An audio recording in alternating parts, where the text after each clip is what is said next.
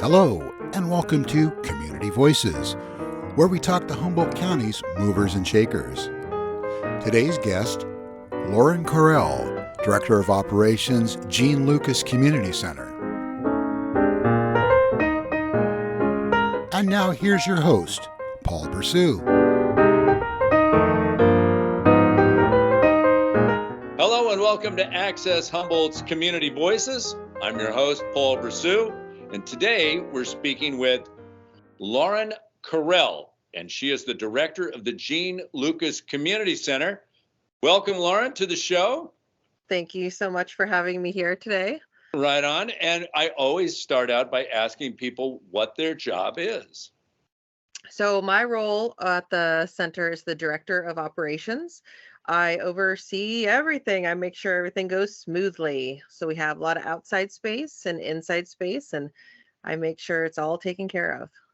Well, let's talk about the center itself. I think it's an amazing story to create a community center. That's an angle I'm very interested in. Tell us about the space of the Gene Lucas Community Center and how it came about. Okay.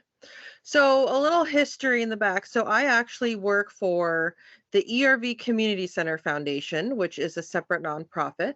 But when the center was being built, it was actually built by the McLean Foundation down in Fortuna. And it actually was a long-term goal of theirs. When the center was completed in 2020, it was about 10 years in the making. So this was a super exciting thing for them actually to accomplish. And in 2020, what happened? The pandemic happened, and unfortunately, with a community center, there you're providing space so for people to gather. So it wasn't the best thing at that time. So unfortunately, we had to shut all down. But that really gave the McLean Foundation a chance to reevaluate and go back to their grant giving, which is what they have been doing for over 20 years. And then we developed a new nonprofit, which was the ERV, or is the ERV Community Center Foundation. And we now own and operate the Gene Lucas Community Center, the other building that's on campus, and also the entire campus. So that's a little historical background on that piece. How did the McLean Foundation, actually a little more historical background I'm going to ask for, how did the McLean Foundation go ahead and identify a need for a community center in the Eel River Valley? So like I said, it had always been kind of a dream of the founders, Mel and Grace McLean, who owned Eel River Sawmills. And they always thought that Fortuna or Eel River Valley needed a community space, a place where people could indoor space. There's a lot of outside space, but an indoor space that would become a hub. So we have a lot of services and stuff that are up in Eureka, Arcata, and those different areas, but there wasn't necessarily a hub down in Fortuna. So this allows for a lot of the already wonderful services up in different areas to come to our area. So the need was really having space for those services to be available for the community. And then how did they identify the location that it now sits on? It looks like a fabulous facility. So the location, actually, that was an interesting one. They were looking at many different ones. And a local family, the Mora family, they actually owned that space. They had their cattle on it. And one of the local realtors and the president of the foundation talked, and the family was agreeable to sell it because they knew that it was going to have a community center on it. So it was really, really just community finding who was where that wanted to go and who had the land for it. So it was a really wonderful thing that the local family sold it to the McLean Foundation and able to pursue their dream. So it was really wonderful. So the facility now exists and you get it done by 2020. Were there already plans enacted or beginning to work on that would bring programs to the community center from when it opened in 2020 prior to the pandemic? Oh yeah. So there was another organization, another nonprofit. It was called the Eel River Multi-Generational Center. It's the MGC for short, and it ran for a small portion. And actually, their board of directors decided that they wanted to they no longer wanted to have the organization as an organization.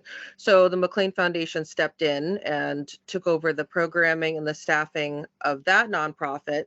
And then we're just going to move it over to the Gene Lucas Community Center.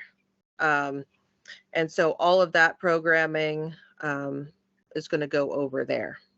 You know, when I looked at your website, I was impressed by that. The idea of a multi-generational community center. Were there models for that, or is that something that the McLean Foundation came up with? Because I think it's a wonderful concept. So there was a lot of research that was put into the community center, the whole concept before it came about. So a lot of prior to my being there, have been there for 8 years.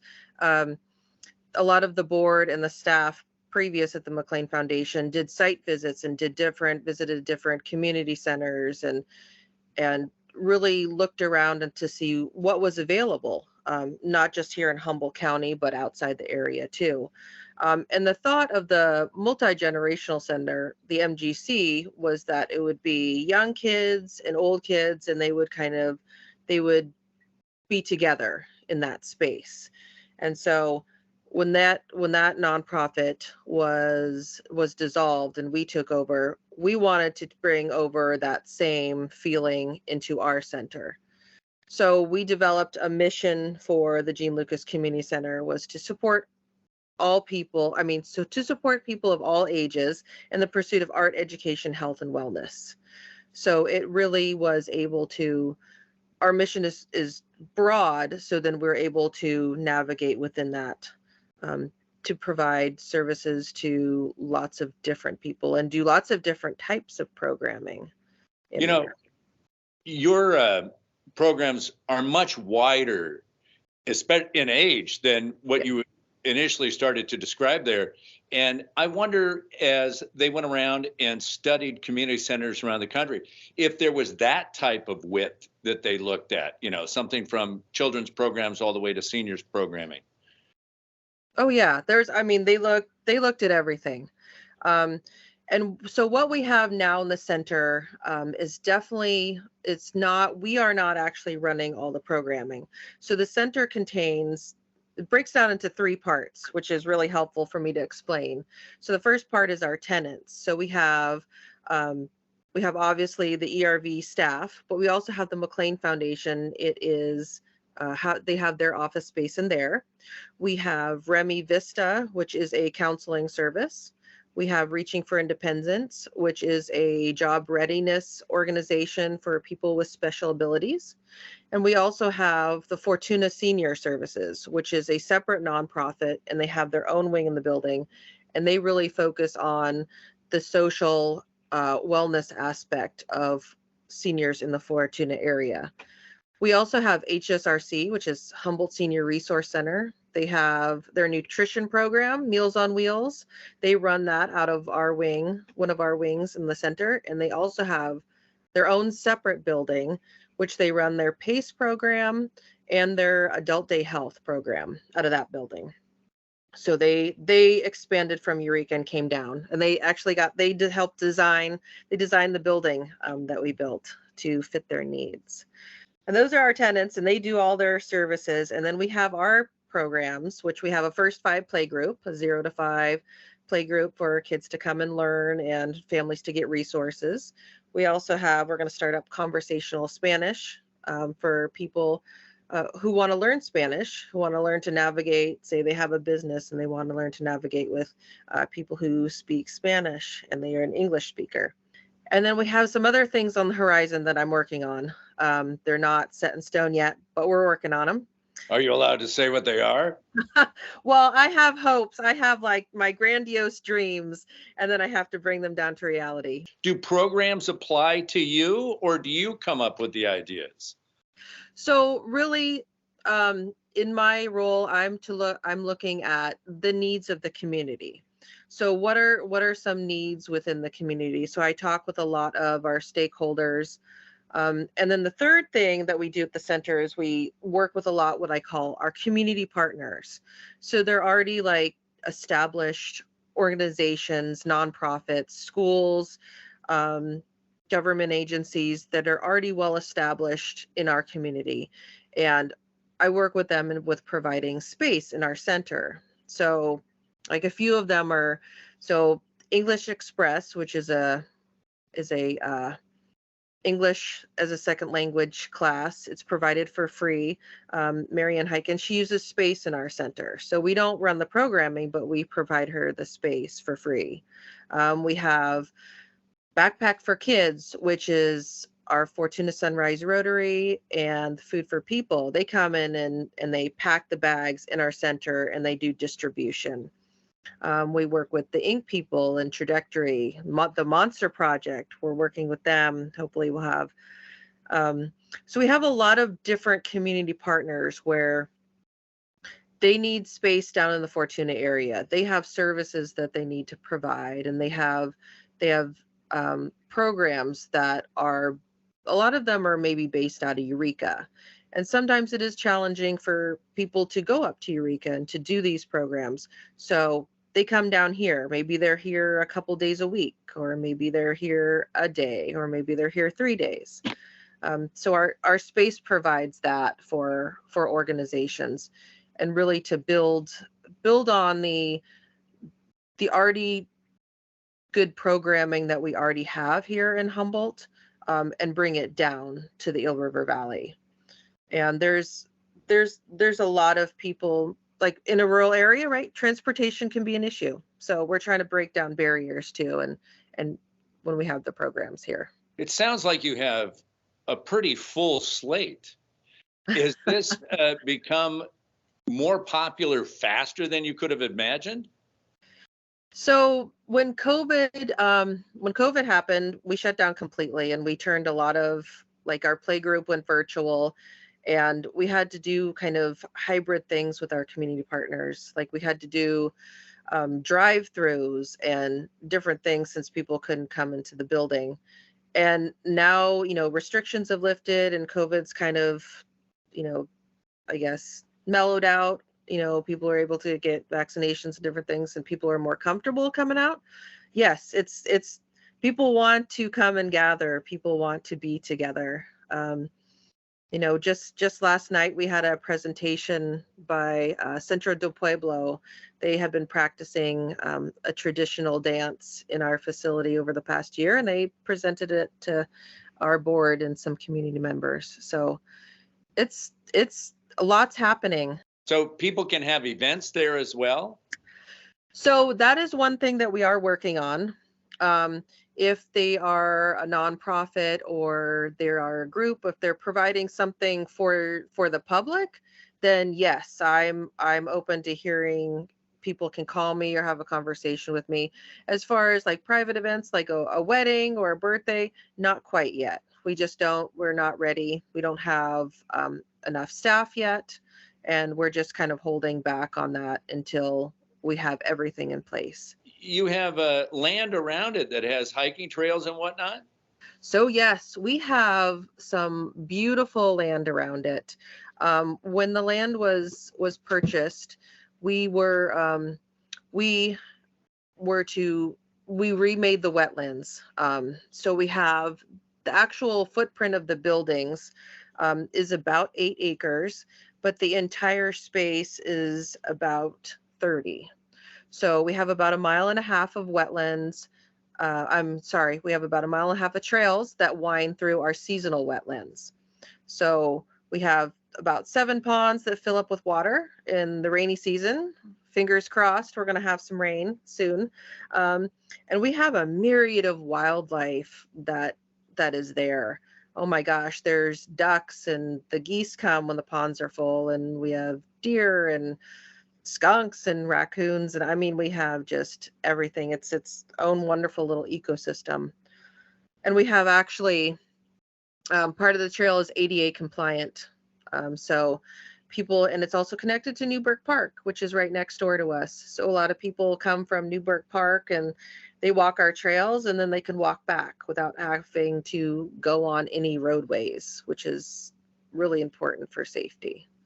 I was going to ask, can people use the trails even though maybe they're not at an event or in a program at the community center? Oh, yes, it is open to the public. We have, we don't have a gate up. People can just drive in and use it at any point in time. We do ask you keep your dogs on a leash, but yes, dogs are welcome. People can walk it whenever they want to, run it. I mean, when I'm sitting in my office and looking out at the trails, I see people there all the time, and it feels really good because it's really become a community space.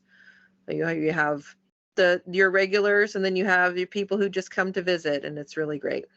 Now, earlier in the interview, you were talking about the foundation studying other models of community centers. Now that you're up and running, do you still go ahead and study other models of community centers or connect with other community centers? Or are people looking at you and your success early on here after the pandemic? Well, I don't know if people are looking at us, but I know that I have a lot of people reaching out to me. And as far as looking at other community centers, I mean, I'm always looking at what other places are doing. It's important not to kind of stay in one spot, because running a community center is really it's kind of a moving target, because things change. The needs of the community change, the demographics of the community change. So with that, you have to adapt and adjust, and you have to make sure that it's the needs of the community, not necessarily what people would like to see, but actually what fits a need. And it's always moving. We're always changing stuff. So that sounds exciting to be part of. How do you go ahead and monitor the needs of a community? I mean, do you survey? How do you find groups that may need to go ahead and use a community center in order to, help the group that is in question? So there is a lot of community organizing when you are part of a community center, because there's a lot of different groups. So you just reaching out and making sure that everybody that you talk to is part of all the fingers. So really you have to make sure that you reach out to different organizations, and then they might have ideas, and then they might have organizations that they know of. So it's really making sure that you have a lot of good partnerships. A lot of the community partners that I have in the facility now are through partnerships. Like, they know I've talked to somebody, and then they know somebody, or they have spread the word about something. So it's a lot of community organizing, a lot of talking to everybody. It's really wonderful, actually, because I meet so many different people, and then they have ideas and needs that I don't even know about. And that's the great thing. And then I can adapt and adjust as needed. Is there a formal process that they go through to go ahead and connect with you and get, consideration for their programs? They talk to me. There's no real formal process. I have people email me, call me, and then I have a conversation with them. And then we have, like I said, we have a pretty broad mission. And then the space is another thing where we have a certain space. And so sometimes it's a really good fit, and sometimes it's just not.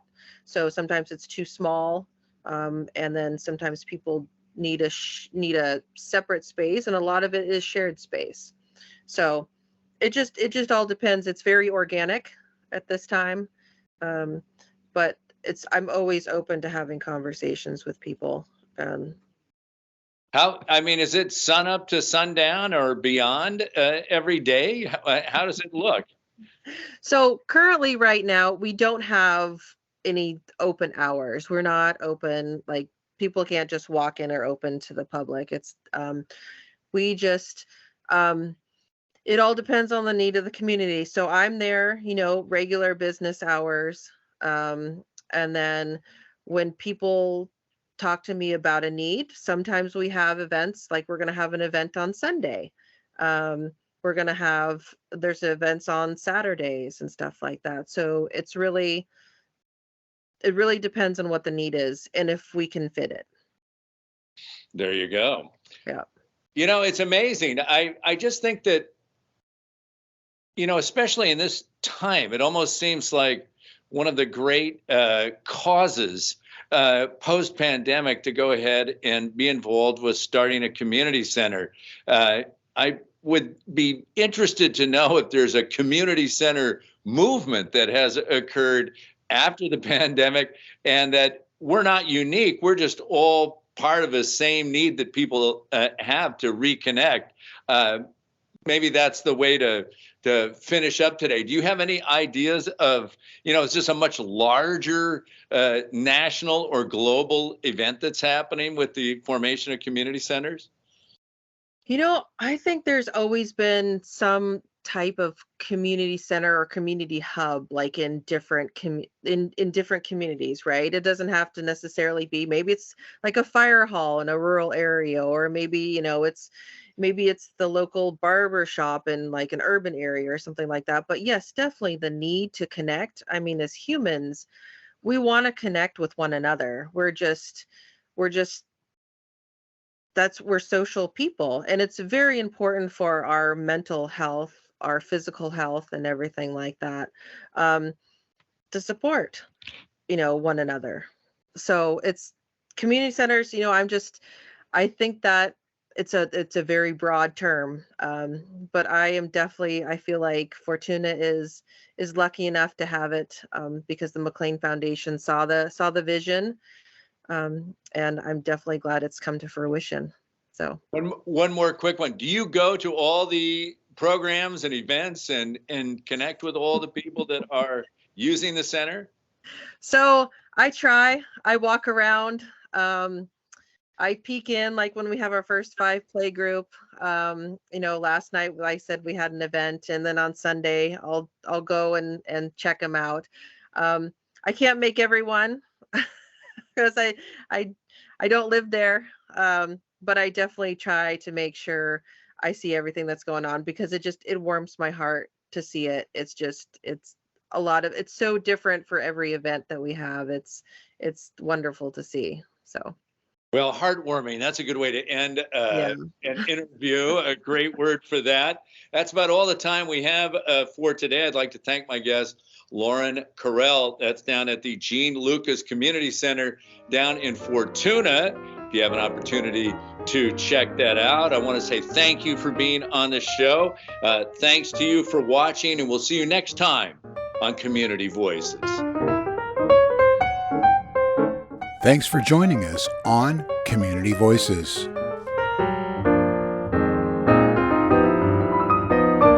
If you represent a nonprofit that is interested in being a guest on Community Voices, email info@accesshumboldt.net.